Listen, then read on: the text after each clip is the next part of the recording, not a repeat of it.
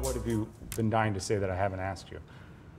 Well, I think a piece of this, as we moving forward, it really is going to take a shift in focus, that we can't only be thinking about intervening when there are deficits, when harm has already happened. How do we shift our focus so we're providing sustainable services as promotion of healthy development and as prevention of maltreatment and other adverse conditions? And I do want to say also around parenting that, you know, kids don't come with a manual. It is a challenging thing to parent a child, and then when you add the other stressors associated with chronic poverty, that the stress is even more so.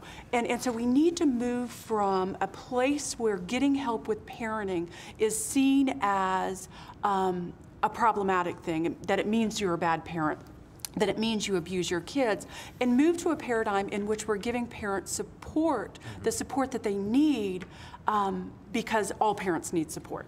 Do we have any amateur anthropologists at the table? I mean, is this something that we used to do better that now we're having to relearn as a society, or is this like a new level of advancement we're reaching here?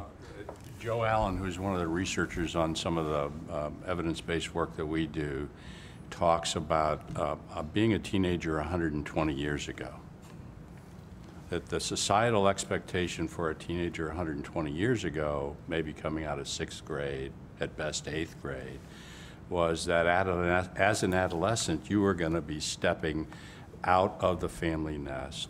You were going to be contributing financially to your own well-being and perhaps back to the family, and that you were going to be entering society, a workplace where you worked alongside an adult who helped you understand how things work.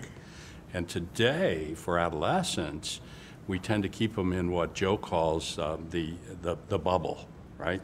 Endless adolescence. So that we stay in school, we stay in youth-oriented activities, that we're not giving these kids these kinds of experiences that they can become adults that they want to be and discover what that process is like, which is messy work. And all of that, and all the other points being made here, really require paradigm shifts at every level. That we think very differently about well-being, and we deploy resources against that. I happen to think that we got a lot of resources in play in this community, but we've got them moving towards prevention of hurt rather than promotion of well-being. Part of our challenge as a society is we have to do both for a while, right? And forever, just really. cut one off and start forever, together. really. Right. But we can reduce the numbers of kids who end up needing those deep interventions that come from a welfare system if we can do a better job on the front end of moving resource and teaching people different ways to work. I need to say something about this question.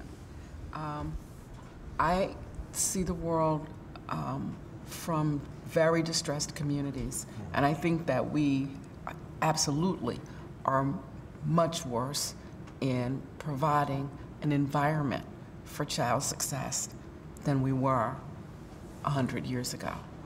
We now have our most vulnerable children in some of the most dangerous environments you could imagine. I mean, physically, emotionally, and psychologically dangerous. If you've paid any attention to the St. Louis News in the last 6 months, you've seen no less than 4 shootings of children with adult caregivers. So we have gotten to a place where, in many instances, the breakdown inside of the home, the neighboring homes, the amalgamation of homes that comprise a neighborhood is so devastating that we can't do the basics, which is provide just general safety.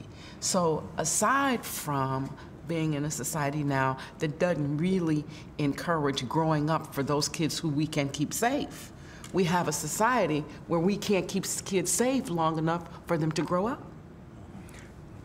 There's an important distinction to make, though, in the story that Sandy just told, which is it doesn't mean that kids that are exposed to very violent or disadvantaged environments don't develop. In many instances, they have accelerated development. That's exactly The right. distinction here is the development that occurs there tends not to be equally productive when it is applied in other environments. That's right. And so what you have in young people isn't that they aren't developing. It's not that they're not working really hard, because their brains and their bodies are adapting for survival. It is that those things then don't translate into more productive circumstances where they can actually advance from an economic and an education and a social perspective. So I don't want to underestimate the amount of growth that occurs in violent circumstances and disadvantaged circumstances. They're just not the kind of growth that leads to productive lifestyles. And ultimately, that's what it is that we're trying to change by focusing on well-being. That's exactly right. You're raising the bar when you say that what's expected is that children can be children. And you're going to create environments that not only are children becoming, but children being. And so in the face of greater demands and greater disparities and other things, we're also simultaneously raising the bar and saying, but what justice looks like for children is well-being, not just well-becoming, not just what they made, right? Or it is that every child deserves that, and we can and know how to create that, and that's something we could do. And what makes me optimistic about that is from a community organizing perspective, is if you try and organize around crises, there's a fatigue associated with that. And there's a fatigue that is inevitable.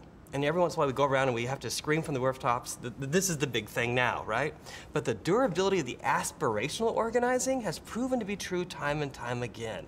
Not only durable, but far more robust in what you can accomplish. And so well-being as a frame for community organizing is extraordinarily powerful compared to trying to solve one problem for kids. And it engages more people, and there's a lot more self-interest in it. It's got all kinds of legs that I think are really promising. I think, you know, we started the conference the other day talking about what can we learn from children.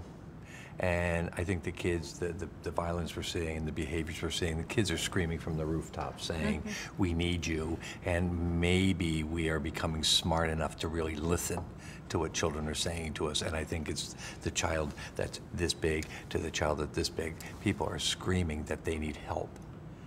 And I think when you look at the barriers that can be broken down by having this kind of a constituency put together to listen to what children are feeling. I mean, kids are throwing chairs and desks across rooms, 4-year-olds, 13-year-olds.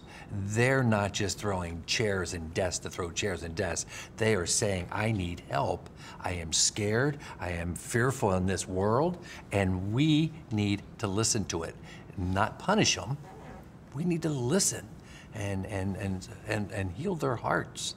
We need a deep healing in our community right now. And policymakers would be wise to listen to kids because our economy needs them. Our future needs them. We have the way the social contract works. We expect younger workers to support older workers. There's fewer younger workers relative to the number of retirees. If kids aren't strong socially, emotionally, economically, our economy is going to suffer over the long term as well.